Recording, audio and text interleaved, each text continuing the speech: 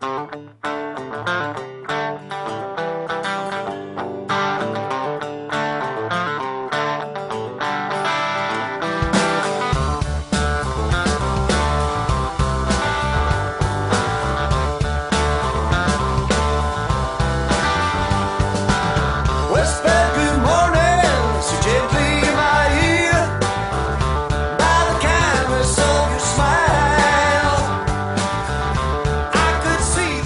what's up everyone? This is Jerry from the Stogie Review, and welcome to episode 34 of Your Questions, My Answers. We've been away a while, had some scheduling conflicts, lots of things to do over the summer, so we've been kind of busy, but we're back with episode 34. If this is your first time tuning in because of the long break, you'll know why QMA is our question and answer session where we take some of the questions that we receive through email and all the different places and do our best to answer them. Joining me as usual is the best technical smoker I know over in Pennsylvania, Mr. Walt White. How you doing, Walt? I'm doing pretty good. I'm just sweating in this sweat box of a room that I've got, staring at 5 100-watt incandescent bulbs because well, the weather's just not cooperating with us tonight, but I'm getting by.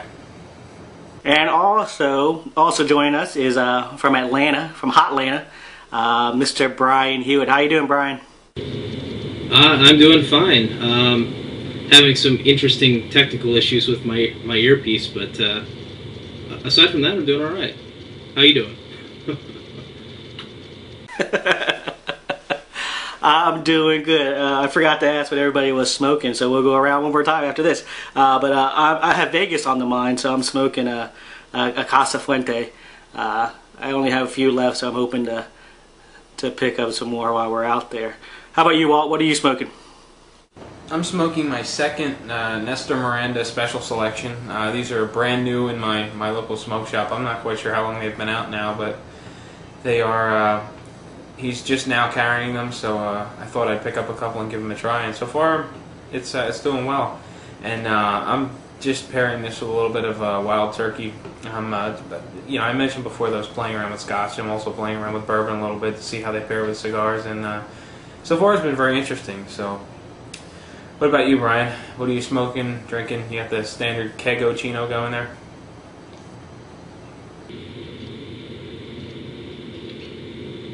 Yeah, I've got the standard Kego Chino, and I'm smoking a nub, which I almost dropped on myself just a second ago. Nub Habano.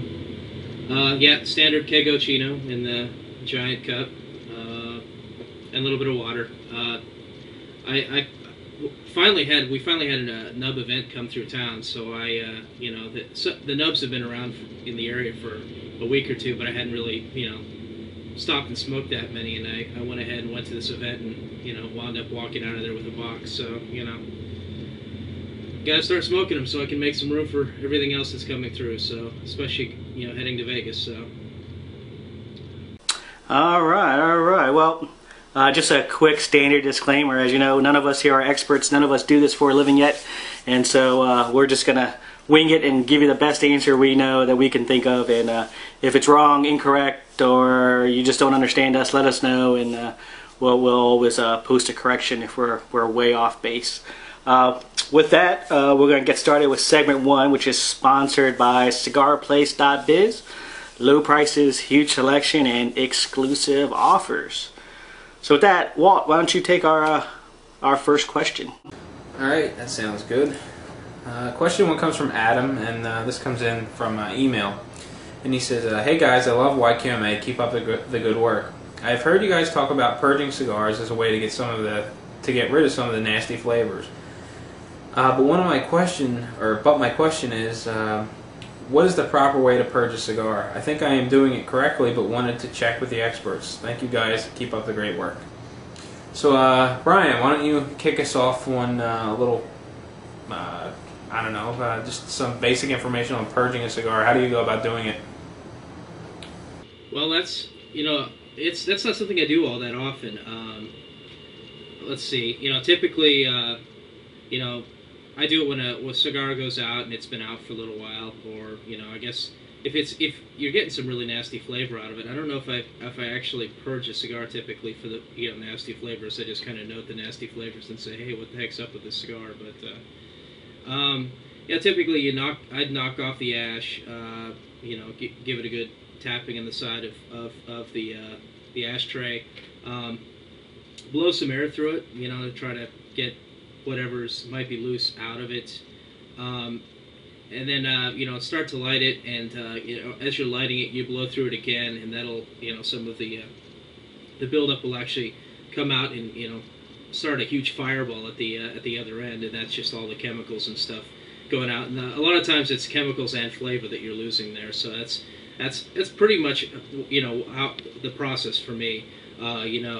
Get rid of all the extra ash, blow through it. Initially before I light it, and then I'll start lighting it, and then I'll blow through it again, and try to get a little burst of fire. And I don't want to do it too much, because you do it too much, you're gonna basically, make it into a super mellow, almost flavorless cigar. So, what about you, Jerry? Do you do this very often? What do you do? No, I really don't. The only time I do it, I don't purge a cigar while I'm actively smoking it. I know there's some guys who do that, but mine's mostly when, like you were saying early on in your answer, where you just, if the cigar goes out after you've like walked away, forgotten about it for a little while, or had to do something, you just tap off the ash, blow through any loose stuff, and then light and relight. I mean, that's the only time I really purge a cigar, is when it's gone out and I'm forced to relight. I'm sure Walt hopefully has a more technical answer and everything process than that. So, Walt, what do you think? Well, I don't think we can get much more technical than just blow through the end of the cigar. As far as when I purge, generally if I start getting a very bitter flavor, I like to purge the cigar. But one thing to keep in mind is that when you do that, as Brian mentioned, you do get rid of some of those enjoyable flavors. So while you may rid yourself of that bitter flavor, you might also get rid of that one key flavor that you thought really made the cigar. So you really have to be cautious when you do that. And typically I don't generally purge a cigar until it gets down toward the band. I may even purge it after I remove the band, or I'll purge it before a relight. If the cigar needs to be touched up, I'll purge it real quick and then relight it, and away I go. But no, there's not really anything technical about it. Just blow on the end of the cigar. As Brian mentioned, you may want to knock the ash off, otherwise you'll be spraying ash all over the place, because sometimes it looks like confetti coming out of the end of the cigar. But for the most part, just knock off the ash, blow through the cigar, and that's all there is to it. Yeah, well, there you go, Adam. I mean, like Walt said, nothing very technical. It sounds like there's no wrong way to do it. Just don't do it too often, and you won't lose any of those great flavors that you're looking for there. So, anybody else have anything to add on the second round? No. All right, Brian. Why don't you read us off our second question here? All right, this one comes from Joe via email. Hey, how you doing? Pretty good. I really like your reviews, thanks. I'm new to cigar smoking. I've been smoking all Don Pepin's lines, blue, black, white, and love them, but it gets expensive. I'm smoking a Rocky Patel Sungrown right now. Great cigar. Also, Oliva Series G, awesome as well. I was wondering if there might be something you could suggest that you think I may like that's not too expensive. Say 50 bucks a box. I really I tried the Helix Maduro, but did not like it. Oh, I need some punctuation here. I don't know if any others that are in the price range. Thank you, and keep up the good work. Well, I have an answer, but I'm going to make the other guys tell us what they think first. So, how about Jerry? What do you think? What do you recommend in terms of budget smokes for a guy who's really into Don Pepin's stuff? Well, I mean, I know Don. I don't know the name off her head. I know Don Pepin makes, a cheaper smoke. One of the shops uses it as their as their own shop smoke. But yeah, I mean, for 50 bucks, maybe not in the Pepin line, but a cigar that's one of my favorites. It's probably be a little more than $50. You're probably looking at more $60 range, but it's the Partagas Black. I think that's a great cigar to smoke and enjoy. Wow. Let me do some thinking. I'm gonna shoot it over to Walt and see if I could think of some other things that I like that are in that price range. I'm not exactly sure. So Walt, what do you have for suggestions here for Joe? Well, just looking over his cigar preferences, the Dom Pepin Black Label I think is fantastic. I've actually never had the white, the Series JJ. I haven't had a blue in a while, but I think it's more medium to full. Right? I think I remember it being more medium to full. Rocky Patel Sungrown was one of the very few Rocky Patel cigars that I really enjoy. And the Series G, I like it in both Maduro and Cameroon. So the only two that I actively smoke on a regular basis, or a somewhat regular basis, is the Dom Pepin Black and the Oliva Series G in a Maduro, though. So I'm looking at what I think is full-bodied and medium-bodied. So looking at full and medium. For full-bodied, you're not going to get quite the same flavor as the Dom Pepin Black Label, but you're going to get the Corojo flavor out of it. Is the Camacho Havana. They're about $50 a box, $55 a box. You can get them at places like TNT Cigars, JR Cigars. Actually, I think JR Cigars you can get them for about $50 a box. They're available at various other places. They seem like Camacho's affordable cigar. It's a little bit less than their other lines, but it delivers good flavor and it's good full-bodied smoke. Now, as far as medium-bodied for $50 a box, it's been quite a while since I bought a box of Oliva Series G Maduros, but I think if you keep an eye out on some places like Cigar Bid, you can get those for $50, $60 a box. If you want to go a little bit cheaper and get sort of along the same lines as the G Maduro, you can go with Sancho Panza Double Maduro. I'm not quite sure what you would go for along the lines of Cameroon. Cameroon typically is a little more expensive, but I'm running out of options here, and since Brian said he had a few answers, why don't you share them with us, Brian?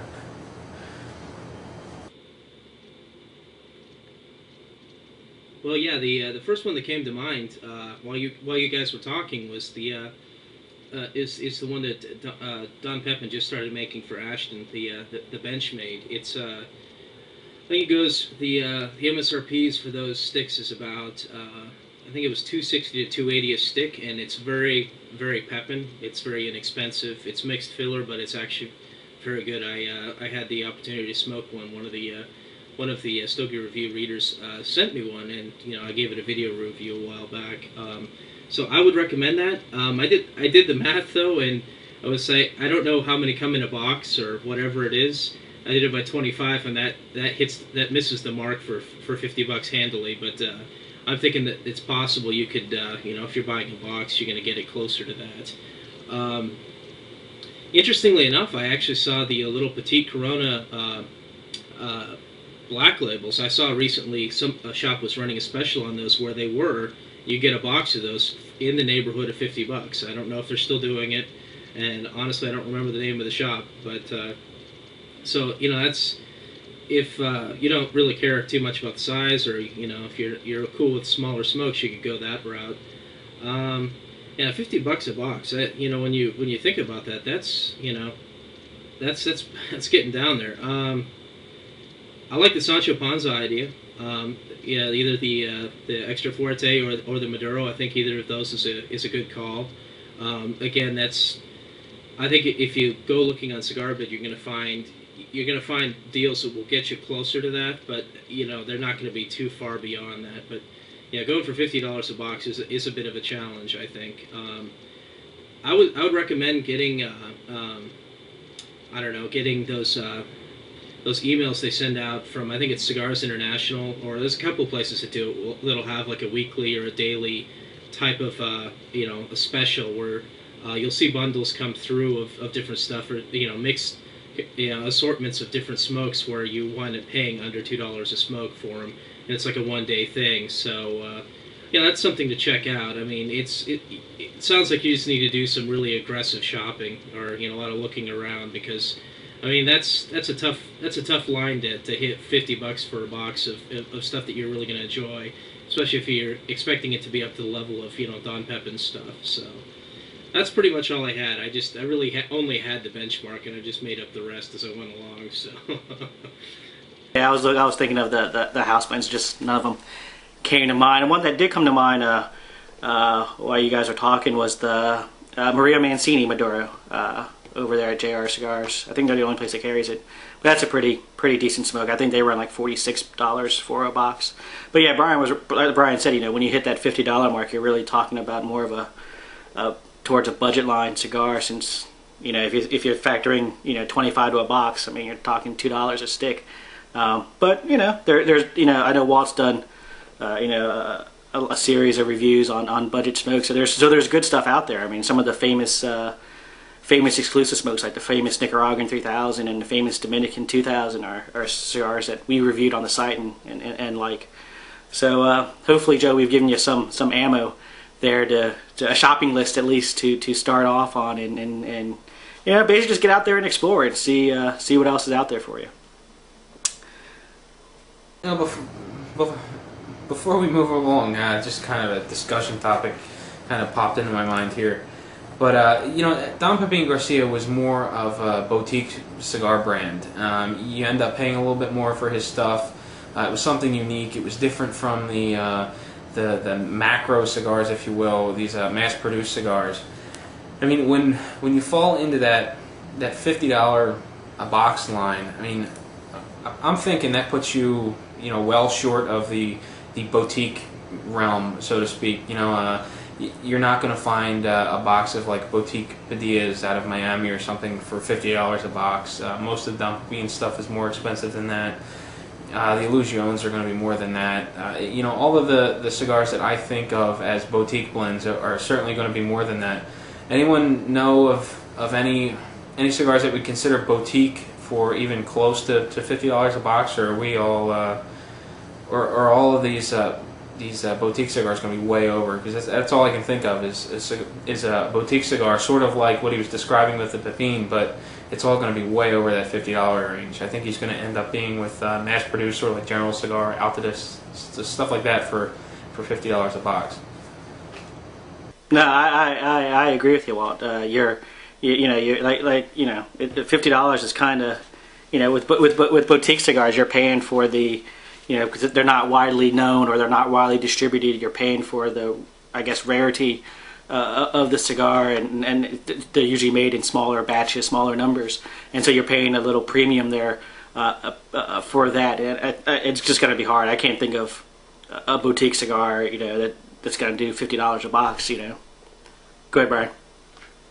Well, it just occurred to me that speaking of, it's not a boutique cigar or anything, but the bench, the Benchmade is kind of borderline. It's mixed filler, so it's kind of like, it's not seconds, but it's almost like boutique seconds. But it's Pepin's tobacco. It's the tobacco he uses for his other smokes.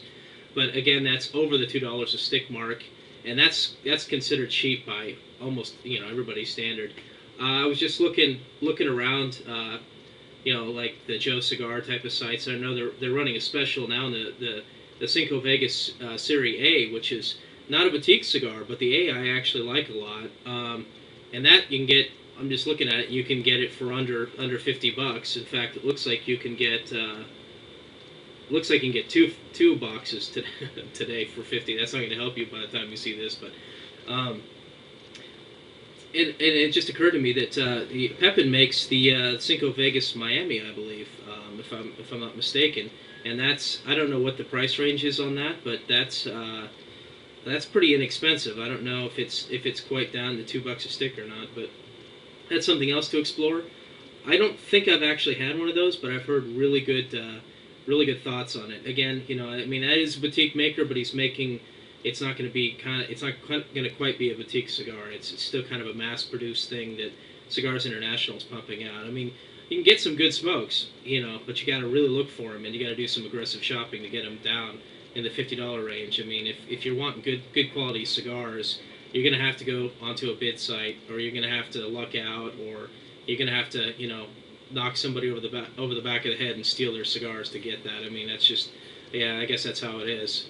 So that's all I had to add. It's just, you have to look around. There is some good stuff that's kind of mass produced. It turns out to be okay. So, and Pepin's got his fingers into so much stuff, and some of it's inexpensive that you may be able to find like a house blend or one of these other things, these other little side ventures of his that you can, grab a hold of for cheap. All right, Joe. Well, lots of good advice there. I can't argue with anything Brian said or Walt mentioned before either. So hopefully you get something out of that, and let us know what you decide. Let us know if you start doing some research and you find a boutique cigar, for $50 a box. Maybe there could be something out there that we just don't know about. God knows there's so many cigars out there that it's hard to keep track of. With that, we're going to move on to question 3, which comes from JCW112 via voicemail. So we're going to play his voicemail, and we'll come back and answer JCW112's question. So hang tight. Hey Walt, it's JCW122 from the forums and from, I guess, posts or comments.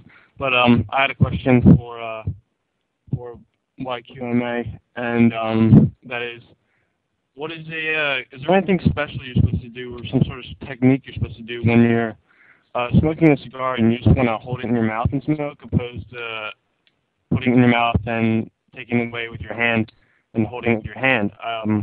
Like you see in movies a lot, people like villains and stuff just smoking the cigars and keep them in their mouths, and it seems like every time I try to do that, I'll get a lot of saliva buildup or just start slobbering or goofy stuff like that.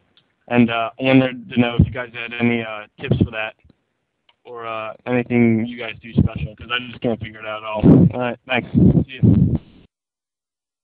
All right. That was JCW112, and in case you didn't quite hear him correctly, he wanted to know if there's a special technique to holding a cigar in your mouth, because every time he tries to do it, or every time he does it, he gets a lot of saliva buildup and slobbers all up and down the cigar. So, Brian, what do you think? Well, I'm not... Wow, my earpieces keep falling out here. I'm not particularly... I don't typically hold a cigar in my mouth a lot. I tend to set it down because I'm often, working while I'm smoking or smoking while I'm working, whichever the case may be. But here's what you need to do. You need to pick a hot, sunny day. You need to go without drinking for about 2 or 3 days. And go sit out on a park bench in the sun, and I think you'll have no problems with withdrawal on your cigar. Short of that, I really don't know what to tell you. You're short of massive dehydration. I think that there's elements in the tobacco which, in fact, some manufacturers talk about this, where there's elements of the tobacco which kind of entice saliva production. It's I think I was talking to a Davidoff rep, and he was telling me about that was one of the things they went for in some of their tobaccos is bringing out saliva production. So if you're going to hold it in your mouth, it's you're going to drool on it. I think that's just kind of how it's going to happen. And yeah, it's not terribly appealing, and I guess it's part of the reason why I don't do it. But I think it's going to happen. I mean, I guess you can try holding it in your teeth and trying to keep your lips off of it, but I don't know. You might look kind of silly doing that. So yeah, what do you think about this, Cherry? Besides me just saying that's what I do, and then you call me saying he looks silly, but no, that's what I do. I hold it between my front teeth. Sometimes I'll keep it in like I'm doing now and talking, and people go, "What the fuck is he saying?" So, but yeah, that's what I do. I just keep it in between my teeth. Doesn't really produce much saliva. I don't know. Well, what do you think, man? Do you keep a cigar in your mouth at any time during the day when you're smoking? No, I can't do it. I end up slobbering all over a cigar when I try it, and I'm very sensitive to the resting smoke too. Like if I do try to do something with my hands and hold the cigar in my teeth, if I inhale a little bit of the smoke, it puts me into a coughing fit, or it'll make my eyes water or something like that. So I have a tendency to just keep the cigar in my hands rather than fight the resting smoke coming off the cigar while I'm trying to work. And especially, it's the worst when when I got my head down looking at something while I'm working with my hands and I got the smoke just rising up in my face. I just can't do it. It's not comfortable, and I end up slobbering all over the cigar, so I just don't bother with it. Yeah, I'm glad I'm not the only one. That is hard on your eyes, and sometimes when some of the fuller bodied smokes, when that smoke crawls right up your nose, and just like it punches you right in the back of the snoot. I mean, yeah, that's tough. I admire people who just sit there and let that smoke pour right into their face while they're doing stuff, but I prefer to have it off to the side. I don't mind sitting into a cloud of smoke that I've just blown out, but when it's just crawling like, well, it's not crawling, it's like a bulldozer just shooting up through your nose. I mean, I'm not into that. I don't know. But then again, I don't do the whole retro exhaling through the nose very well either, so, I guess I could be part of it. So let me get this straight. Not only does Brian Hewitt think I look weird because I hold the I hold the cigar in my mouth, but he also admires me because I do it. Oh man.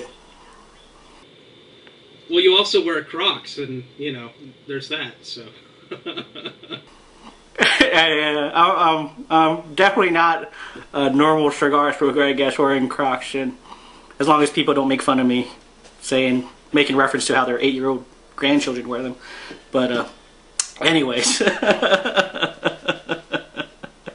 so let's go around the room and get an update here on our cigars here. Brian, how's your I don't know if you can't even remember what you're smoking at, but how's your cigar? It's doing really well. It's a little uneven. It's got it's a nice smooth Habano flavor from the nub here. It tastes kind of CeraVe-ish. It's a little different, but I've been more engrossed in the conversation, not paying as much attention to the smoke. But this is the second one I've had today, and I really enjoyed the first one, so I'm actually enjoying this. The ash is pretty solid, a little bit of flaking, good flavor, no real complaints. The only thing is like as you would expect even with this torpedo head that I picked up torpedo specifically because you don't have to actually fracture your jaw to hold it in your mouth. It's one of those cigars. It's hard to. I can't really hold this in my mouth. I can't get a good grip on it with my teeth without actually biting the end of it off. So, anyway, yeah. So it's doing all right. How about you, Walt? How's yours doing? Well, my Nesta Miranda's doing pretty good. It's got some leather flavors, a little bit of pepper, a little bit of spice, and just like the other Nesta Miranda that I smoked, it's sort of lackluster in the beginning. There's not a whole lot to it, but the last one I had really opened up about halfway through, and it became a much better cigar. So I'm hoping that happens with this one. I've got a little bit more to smoke before I hit that halfway point, but all in all, it's behaving well. The flavor's not bad. It's just kind of one-dimensional, and there's just not much behind it to entice me. But not a bad smoke at all. How about you, Jerry? Casa Fuente is going really well. It has that Cuban-esque type flavors. Reminds me of a little milder version of the Opus X, which I need to watch Tom and Ed's review of it. I haven't watched that video yet. But anyways, yeah, it's going really well. Nice even burn, nice smooth draw. Like I said, lots of Cuban-esque flavors, a little pepperiness. I'm drinking Jerry's Cool Thing of the Week and a Honeymoon Summer Ale here, and that kind of cuts off some of the sharp pepperiness of it all for me. But yeah, it's going pretty well there. No complaints. So with that, I think we're going to take a quick production break. Come back and we got a few more questions to answer and some things to talk about. So hang tight.